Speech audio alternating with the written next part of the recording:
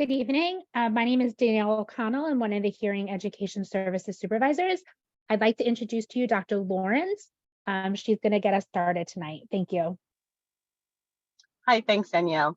Good evening, everyone. I just want to reintroduce myself. I'm Dr. Lawrence. I'm the Medical Director for the Office of School Health. And we just wanted to share a few highlights. First, I'd like to thank you guys for hosting us, and I'm thankful for the opportunity to be able to share with you something that is very important, which is hearing screening and the importance of hearing screening. So you're going to hear an incredible presentation today. I also wanted to share with you, one of the things that we'll be doing in the future is providing a series, providing additional topics on hearing screening and the importance of hearing screening. So stay tuned for those. We'll also be adding information on the website, on the DOE website, for all of you parents to be able to find resources around the city that you can go to have your child receive a hearing screening. We'll be looking at expanding other services, and these are things that will come in the future, but we wanted you to know that this is going to be an ongoing topic that we'll be sharing and discussing with you. So stay tuned, and I'll turn it over to Helen.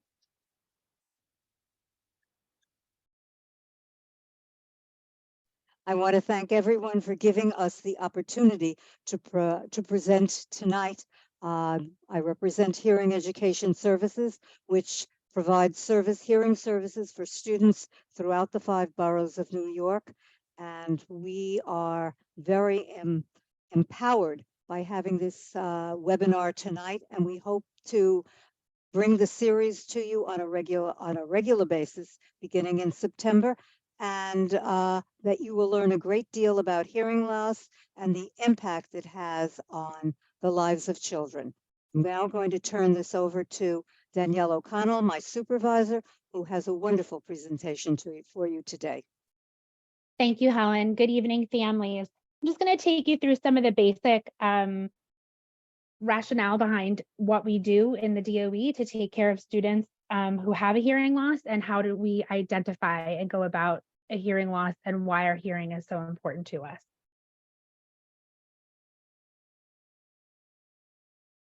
Okay, so in general, what is hearing? This is a part of our multisensory human communication system that we use in addition to our eyes, our ears, our mouth. These are all part of our sensory systems, and our sense of hearing enables us to experience the world around us through sound.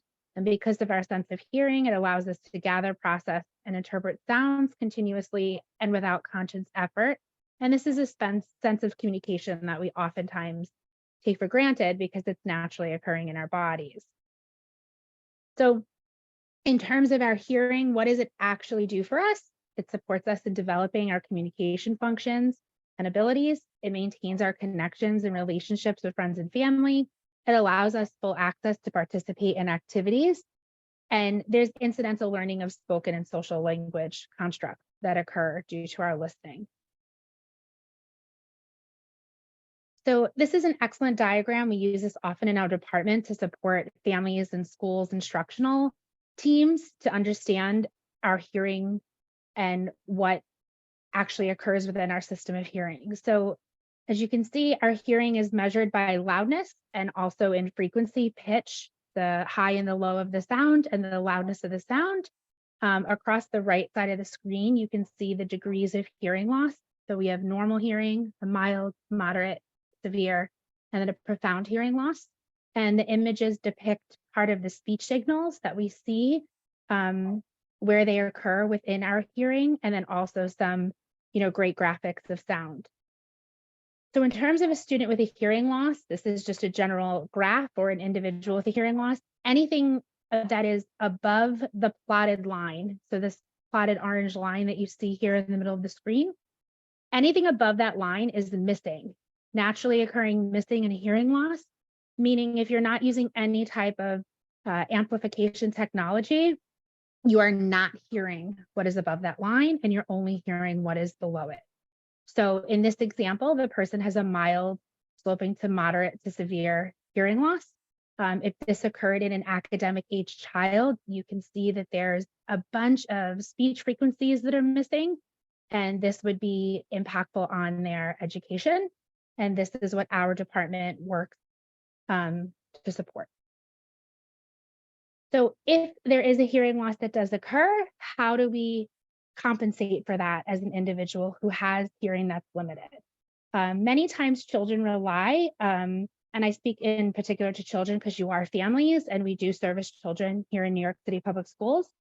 We rely on predictive and routine-based language, actions, and activities.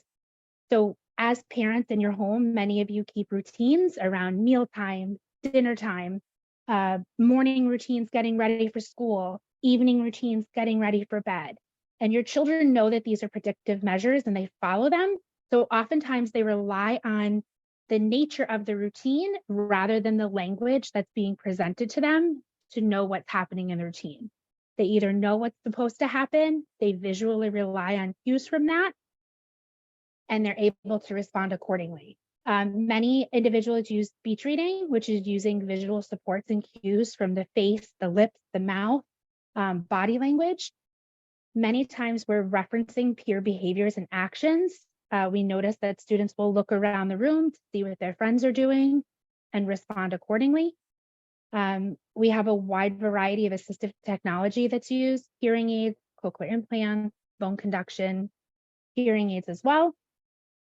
Oftentimes we're asking for clarification or repetition from a speaker to make sure that we heard it correctly. And then we also have folks that use visual language support. We have students that use American Sign Language, some form of sign language, sign English, AAC devices, so augmentative communication devices, pictures, texting, our cell phones. A lot of students use chat apps, things of that nature. So in terms of hearing assessments for infants and preschool students, here in New York State and throughout the United States, many states have newborn hearing screenings. These are naturally occurring processes that happen upon a child's birth at the hospital.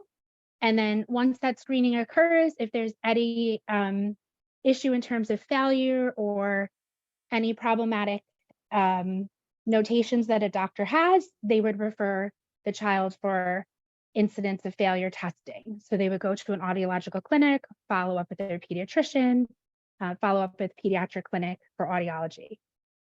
Students go for regular annual checkups with their pediatrician. That's often a time when the parents are asking questions about language development, physical development, and sharing concerns. So the pediatrician might also look into checking hearing. Children are screened or tested at a time of concern, especially if there's issues with speech and language development that parents are noticing prior to the age of 5. We also see students that are screened at that time. And then all students are supposed to be tested or screened at the point of entry into public schools, meaning at pre-K or turning 5 when they're about to enter into the school system for kindergarten or a 3 or 4K program, or if they're coming into the Department of Education at a later grade. Your student health forms would indicate that there are hearing screening results from the pediatrician or medical doctor. In terms of students that we see that are school-aged in New York City Public Schools, many times parents share testing data. So an issue has been alerted at the home level, and the family comes to the school noting the child has been seen at an audiological clinic, there is a present hearing loss, here's the sharing of the health document. If a school team has the concern, New York City Public Schools will complete school-based screenings. Currently, we do those with the support from affiliated university and college training programs, and also through our educational audiology department when available. And then students can be referred to a CSE, Committee of Special Education audiologists, a hospital clinical program, or private audiologists for full testing if they fail hearing screening at our end on the school. So why is there an importance of having hearing screening in children? One, it's an invisible disability. There's no visible indications of a hearing loss to be detected on surface level. The only time you would see a difference of that is if there is some type of abnormality or defect with the ear, where there's a partial closure, there's a partial ear, things of that nature. But other than that, there's no visible indications of a hearing loss.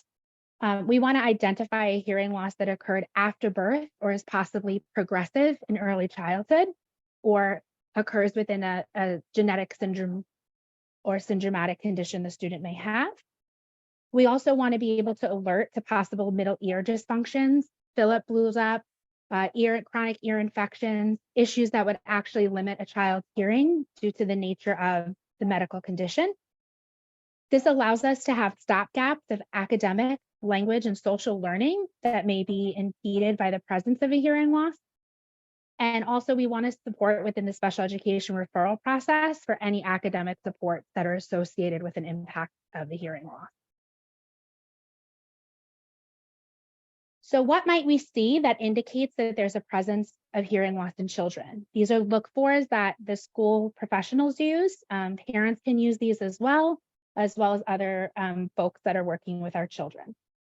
So we will see many times delayed or limited speech and language skills. They're not meeting their milestones correctly. There's difficulty listening when there's background noise present. So the ambient noise of a classroom, the ambient noise of a party or a restaurant, and you see the child having difficulty responding to a speech signal. When a child is not responding to their name or questions or directives immediately because they did not hear it. Listening to television or music at a higher volume, incorrect answers or answers that do not make sense to questions because they did not hear the question accurately. Fatigue due to the auditory demand of listening with a hearing loss. Students tend to become very tired. Oftentimes we have children who return home from school and they'll take a nap because they have difficulty with just the exhaustive nature of listening and fatiguing from the demand of listening with a hearing loss. And then oftentimes we'll see behaviors occur with students. We have students that start to behave silly, become more of the class clown. We students that reach frustration relatively quickly. We also have students who can be very quiet and withdrawn. And then the shrugging and nodding to respond. Instead of giving a verbal answer, they'll nod or they'll shrug or they'll give a visual representation of some sort of response because they did not fully understand the directive or the command, and they're just responding to be amenable. Finally, I want to talk to you about New York City Public Schools supports for students with hearing. So if a student comes into the New York City Public Schools and the family indicates that there is a hearing loss, we will take that information. The Committee of Special Education or the Subcommittee of Special Education, which is your school-based support team that is at each and every New York City public school, they will begin to take the data that you've given them and develop an individualized education program or a 504 plan. And that would help to provide support services and technology. So a 504 plan allows students to have assistive technology that would allow them to have testing accommodations, some sort of accommodations in the classroom, preferential seating of that nature.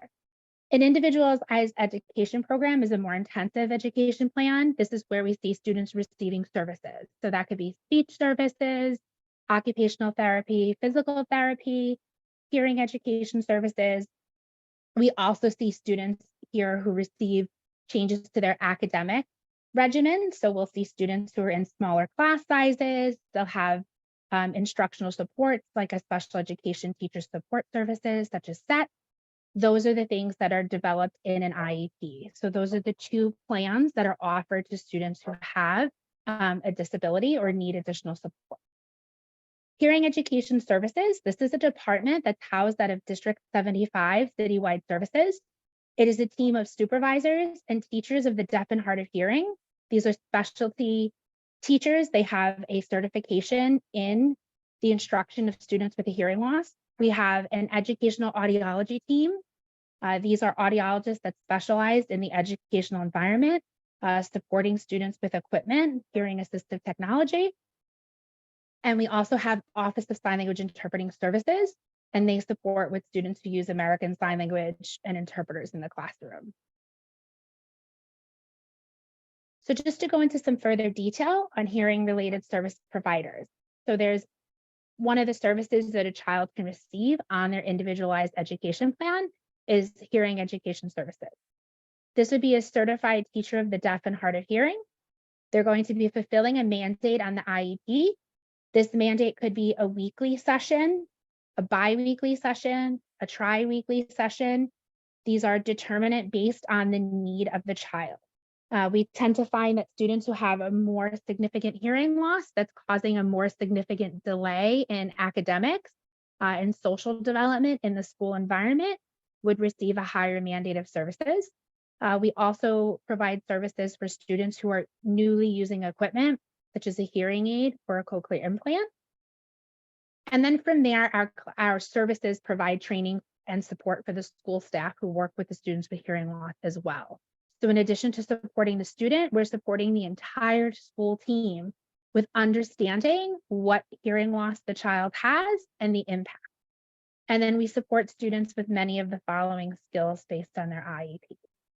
We're looking at compensatory strategies. These are communication repair and classroom advocacy. What can the students do while they're in school that supports with their hearing loss, how they're listening, and what they can do to support themselves in gaining additional access. So this would be asking a teacher to repeat themselves, asking a classmate to repeat what was said, looking around them and using measures, as we talked about before, with the compensation of, oh, I'll look at my classmate and I'll see that they took out the purple folder. The purple folder indicates to me that it's social studies time. I'll take out my purple folder and my social studies book because I did not hear the teacher say that because the noise was so loud. We also look at the pre and post teaching of academic vocabulary and content. It's very important that our children get listening exposures. The more practice that they have listening to the new vocabulary and content, the easier it is for them to follow along when they're in class because they've heard the words before. This is also leading to language and vocabulary development. Many times our students, if they're later identified with a hearing loss, they're struggling to make up the deficit in their language because they did not have that time to learn language and acquire it with ease the way a student with regular hearing does. And then we also look at strengthening auditory comprehension and the use and care of hearing assisted technology. Hearing assisted technology is pieces of devices of equipment that allow the student to utilize not only their personal technology, but additional technology where the teacher's voice is carried from a transmitter that the teacher wears as a microphone, and it links directly to the children's hearing assistive technology, and it allows us to remove some of the ambient noise in the room with a direct signal for the student. The staff that support with our hearing assistive technology are our educational audiologists. These are certified doctors of audiology. They are determining the appropriate technology to distribute, and they are monitoring that based on the IEP-driven mandate. We're providing training and support for the school staff who work with the students with hearing loss and who are utilizing the equipment in the classroom. We liaise with the students' families and clinical teams. So our educational audiologists are really fantastic about bridging the gap between the clinical team that the child is using on the outside of New York City Public Schools and the team that's working with the child inside of New York City Public Schools. So everybody is on the same page regarding the hearing loss, devices being used, and the success of the child. The audiologist also supports students with the following skills. We look at independent use and care of the hearing assistive technology that's given to the students. We're looking at educating students about their hearing loss. Do the children understand what their hearing loss is? Can they talk about it? Can they advocate for themselves?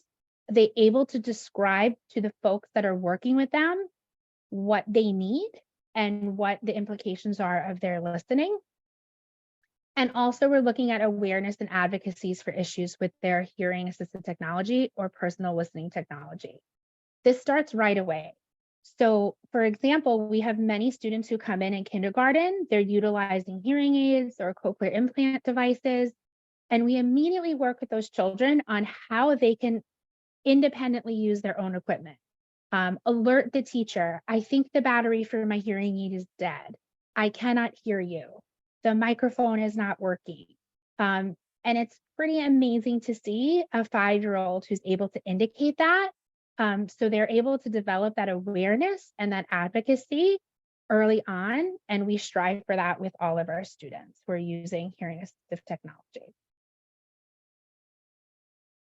So finally, we want to look at what do you do if you suspect that your child has a hearing loss. So if you're home as a parent, you're looking at all of those look fors and watch fors that we discussed in the earlier slide. You're concerned that your child, may not be developing language at the rate that you believe they should. You're noticing that they're increasing the volume on their technology. You're noticing that they're struggling. We have a lot of, what, I don't know.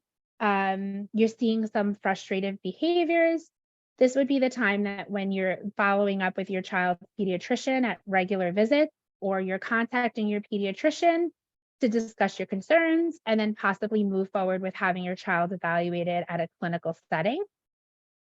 And then the other option is if your child already is school aged, you can also take a look at talking to your child's educational team. If they already have speech language services, their teacher, you can note to them, I'm wondering if you're noticing any difficulties in the classroom with my child listening. As a parent, it's very important for you to be part of your educational team. It's very powerful for your child. And having those discussions with the team and teachers allows you to gain more access to what exactly is going on in school and comparing it to what's going on at home. And again, taking it to your concerns to your child pediatric team, or even looking to the school to talk about, hearing screenings for your child. Okay. So I've actually wrapped that up a little quicker than I anticipated. So I appreciate that. And I'm just, I'm happy to answer any questions that you have regarding the content that we spoke about this evening.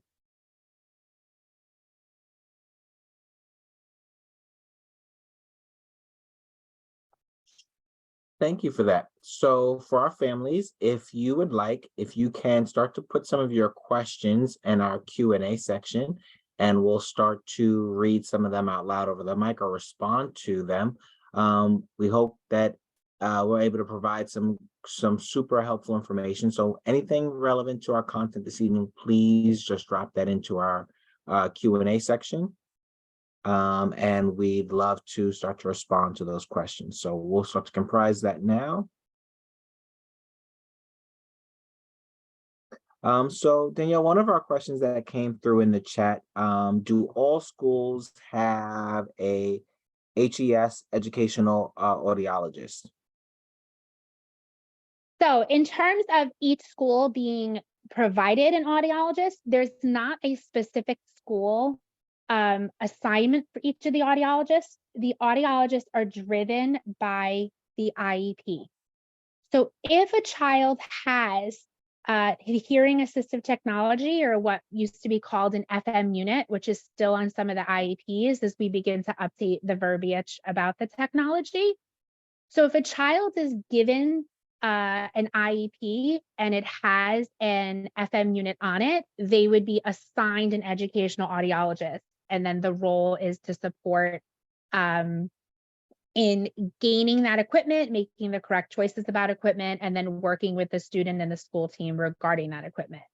So they're not specifically for every school, but they are provided to schools based on an IEP mandate. If a student has a 504, the current process is that this Committee of Special Educations, many of them have audiologists linked to them. I know that we've been advocating for audiologists to be linked to all Committee of Special Educations. Those are a different entity from the educational audiologists. And those audiologists support students who have 504s that are using an FM unit, or students that are using an FM unit for central auditory processing disorder. So there's no specific audiologist per school, but the audiologist is linked to the document, either the IEP or the 504, and the technology that's assigned to the student. That's an excellent question. Thank you. We have another one. Are there annual hearing tests conducted at each New York City public school? Currently, there are no annual tests done each year for students in terms of screenings. That's an excellent question that hopefully, the Office of School Health can provide us answers to sooner than later. But in terms for me, I'd have to defer that answer. Okay. When would a student use a 504 versus an IEP? Is an IEP preferred? So there really is no preference on the document. It's more of what the document enables the child to have. So a 504 would be, if the child is using hearing assisted technology because they have a hearing loss. However, there's really no significant issue in academic in terms of the impact of the hearing loss. So the child is just using the device and maybe they're requiring extra time on test because they need to take some listening breaks or just need to take a break from the fatigue of the test. That would be covered on a 504. An IEP is if a service is warranted. So hearing education, speech, special education teacher support services. So an IEP is a more intensive document and that it provides more supports within the educational setting rather than just adaptations to the educational environment that the student is in. So that's the best way for me to generally state that. Okay, thank you. I'm just Mhm. comprising some more questions. No Just problem. one moment.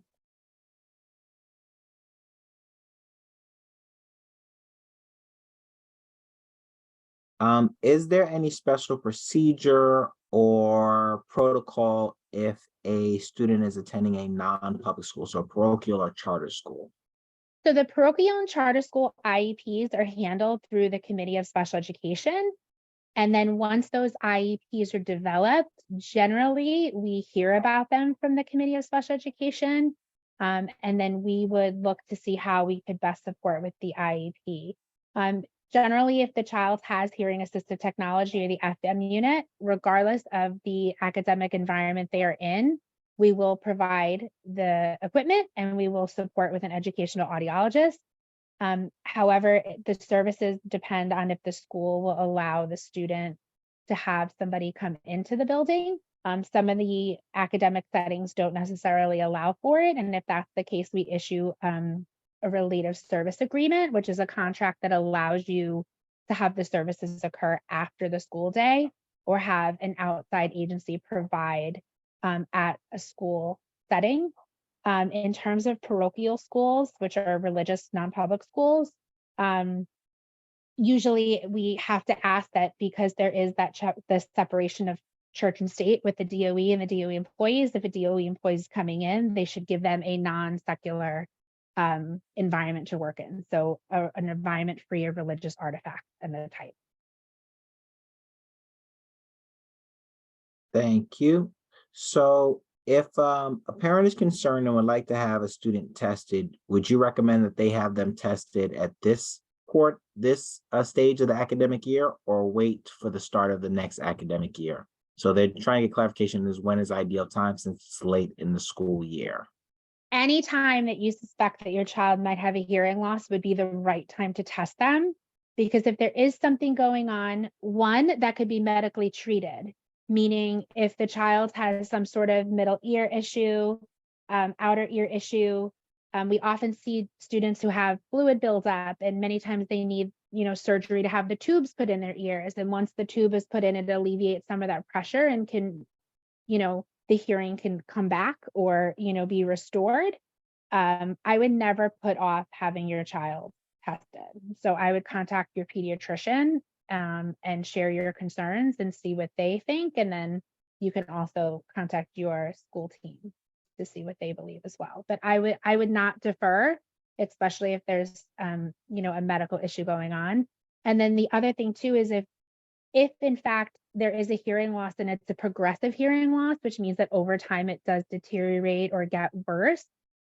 If we catch it now, we would know that it's, a progressive loss rather than coming in at the shorter end of, wow, now my child really is not hearing as much as I thought they were, and we're seeing a typical problem. So I would suggest immediately, if you think there's an issue, I would at least attempt to make appointments to get your child tested. Okay, thank you. Families, please continue to provide us your questions. There's some great questions coming in the chat. We're responding them. Sorry, the Q&A section, correction. Please continue to direct your questions in the Q&A section of your dashboard. And we're trying to respond to some directly, but uplift several of them over the mic, which we think are pertinent for everyone to hear. So one question I'd like to uplift that a parent put in, do students with hearing loss receive HES all the way through high school? So will it cover them all the way till graduation of high school? They can, they absolutely can. What I will say about our services, and it's very important to note, is that the service is meant to be a support. So if we're able to meet with your child and work with them on compensation strategies, advocacy, bridging any type of academic gap, and we believe that the child can be independent in the educational environment, we will work to begin to eliminate or lessen our service. I will say that we do have children who take the service through high school because the journey that they're taking academically, they are asking for the additional support within those academic settings. So we do have children that bring the service through high school. I would also like to notate that once students get into the realm of college, there is no more hearing education services. So usually by the time they're in high school, we're trying to wean the service down and allow them to be in academic environments, as well as working with the student and the school to put different supports in place, supports that would mirror closer to what would be available in a post-secondary college or career environment rather than the support of just the teacher. But yes, we take students through graduation of high school.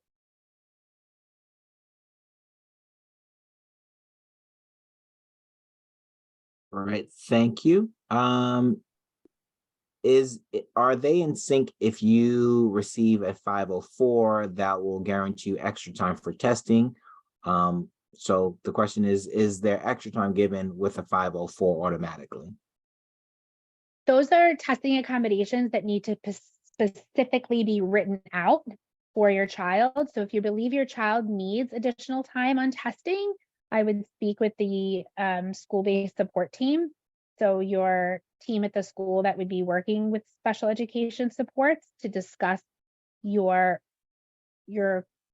concern about having extra time and how to go about that. But extra time does not automatically occur. It's something that's discussed and then put on paper as an accommodation for a child.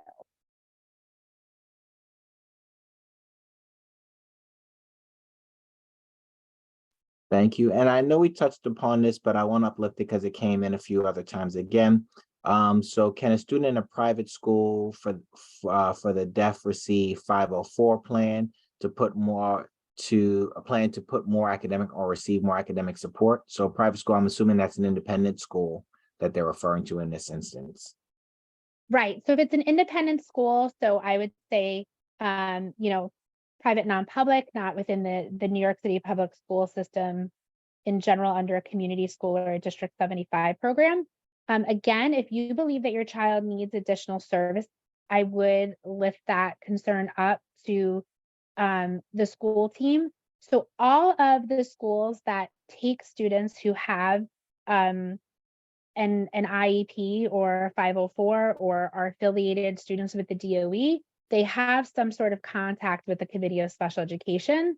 So there are channels in which you can contact through the school that your child attends and through your Committee of Special Education to see if there are additional measures that should be added to your child's education plan. All right. How can a parent find out more about programs in schools specifically for hearing loss or kids who can't hear at all?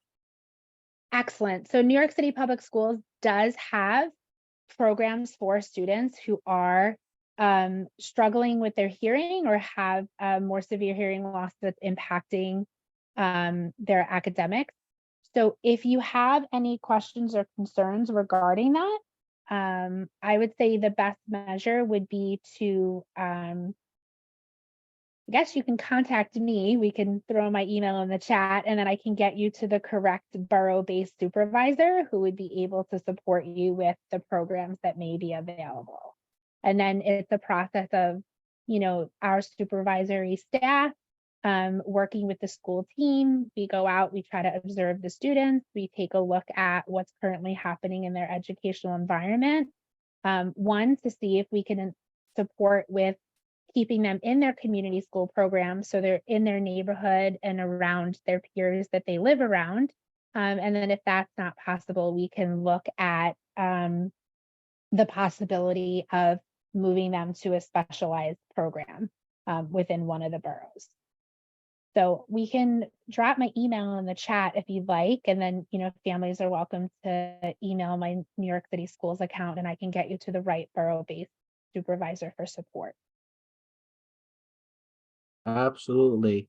Rochelle, can you help with dropping that email in the chat for our families?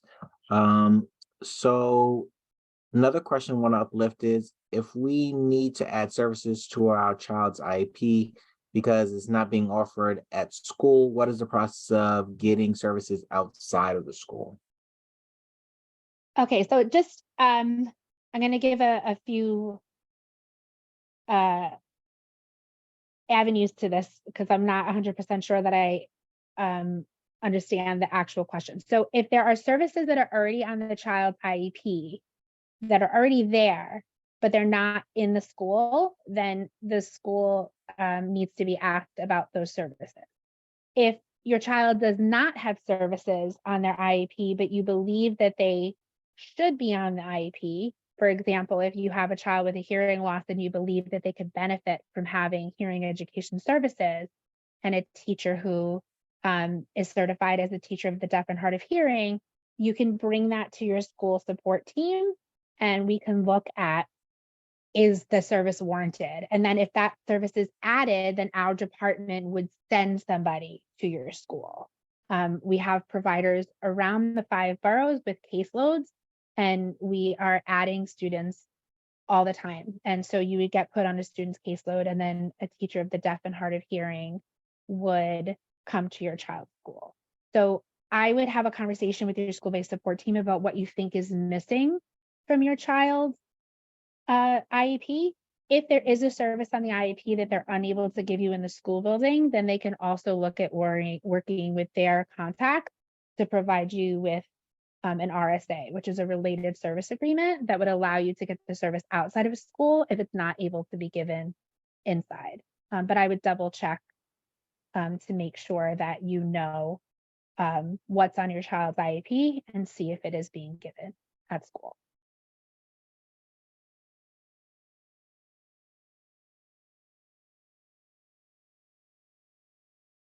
All right, thank you, families. I'll give folks another minute or so to continue to drop some questions in the chat. Sorry, in the Q&A, I apologize. In the Q&A section, we'll continue to uplift those and respond to them.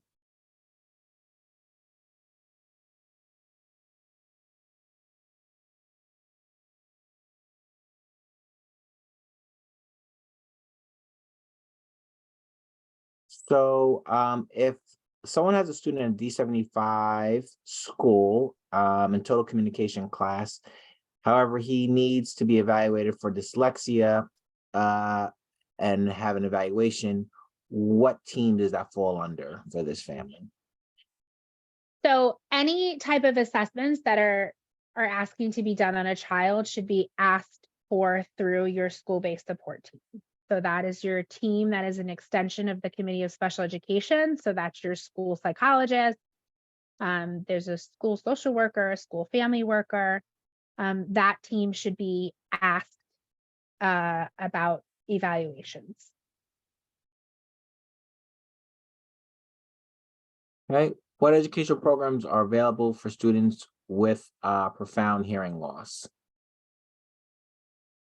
So in the Department of Education, New York City Public Schools now, we have several of the programs that we have are meant for students who have a profound hearing loss. These are students who may be using oral language or using a sign language to communicate. So we have auditory oral, and then we also have total communication that surrounds sign language.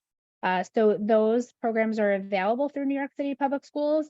There are also schools for the deaf that are within the 5-borough region that also are a place for students with a profound hearing loss.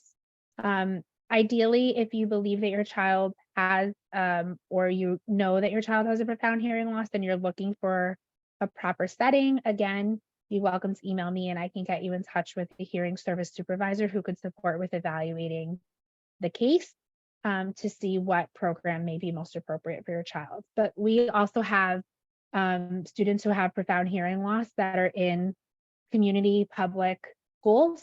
They have an interpreter assigned and they have a teacher of the deaf and hard of hearing through hearing services, and they are in general public high school earning a diploma. Beautiful. So are there affinity groups for students through the DOE who have hearing loss? We have students who are the only one in their school that are working through hearing loss. And so parents want to know, are there affinity group opportunities for them to find connectivity with other students? Yeah, I believe that's an excellent statement and question on the part of the parent. That is something that our department has been becoming more aware of, are these singleton students who have a hearing loss, who are in the educational environment and they have friends in their school, but they're the only students with hearing loss. This is a priority of our department that we've been continuing to look at ways to engage parents across boroughs and get them linked to each other. So this is definitely a priority that we are looking at. I know some of the boroughs have begun to do hearing education services field days that are open to families of students with hearing loss that are serviced by our departments, and it's a chance for them to connect. And we're also looking at other ways in the future to connect parents more. So that's an excellent question, and I appreciate that person bringing that to our attention, that they're looking for more opportunities.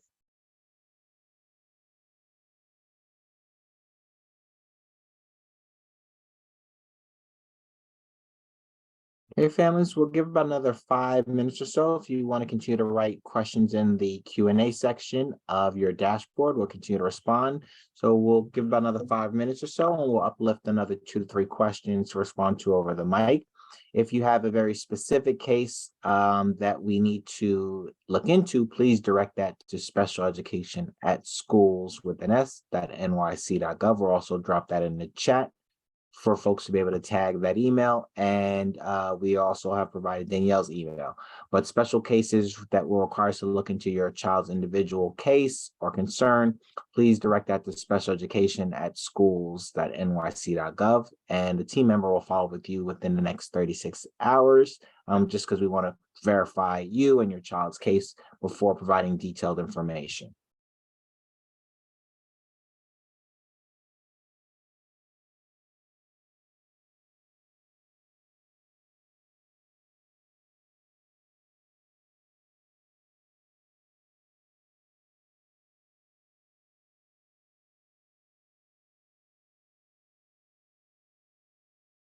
Hey, continue those questions come in. We'll uplift 1 or 2 more over the mic before we close out for this evening. How can a family confirm that their child is receiving their services? That is an excellent question. Hopefully, if they're receiving services from any entity on the IEP, that service provider has been in touch with the families to introduce themselves. I would say if the family is concerned about services being provided, again, you can certainly reach out to your school-based support team or your school administration to ask if they are providing the services based on the IEP. If you are unsure of what services are on your child's IEP and you need access to a copy of your IEP, you can 100% request that from the school, and they should provide you with a copy of your child's IEP. Okay. Can a family locate a child's IEP online? I have to defer because I'm unsure of what access the parents are able to have in terms of getting it online. But again, you can absolutely request from your child's school and they should send you home a copy of it. If you gave consent for electronic correspondence, they should be able to email you a copy through a encrypted email so that you have access to it safely.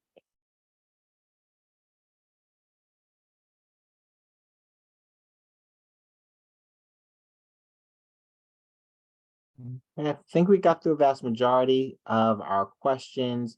If we're unable to get to your question now, please don't let it go unanswered. Just direct it to specialeducation@schools.nyc.gov, and our central office team members will be live to respond to you. Again, direct any questions that we're unable to answer or specific questions relevant to your child's IEP or any situations to specialeducation@schools.nyc.gov. And so we have gone through a vast majority. If there's any pressing last minute questions, please drop that into the Q&A section of your dashboard. We'll try to uplift possibly one more before we close out this evening. We do look forward to seeing you at future Beyond Access sessions. We thank our panelists, our interpreters, and all our central office team members who have been in the back end answering questions and concerns all this evening. We know that your time is valuable and you could be so many other places, but we're glad that you are sharing your evening with us. And we hope that this content was informative and you're leaving what I like to call warm and informed. So you know where you can direct future questions or concerns. You have best steps and actionable best practices and actionable steps of where you can go after your session this evening. And yes, this is being recorded. You will get a copy of this recording in 24 hours at the conclusion of our session this evening. So yes, you will get a copy of this recording. And this recording and past ones will live on our YouTube channel, which you'll also have access to. And there are links to that on our schools.nyc.gov website as well too, but we'll provide you those links. All right. So if no other questions are coming in, I want to thank everyone for joining us this evening. We look forward again to seeing you and next week's Beyond Access session, which will be May 16th, and you can register for that online as well, or look for future communications into your general inbox email. All right, we thank everyone for joining us. Have a great evening.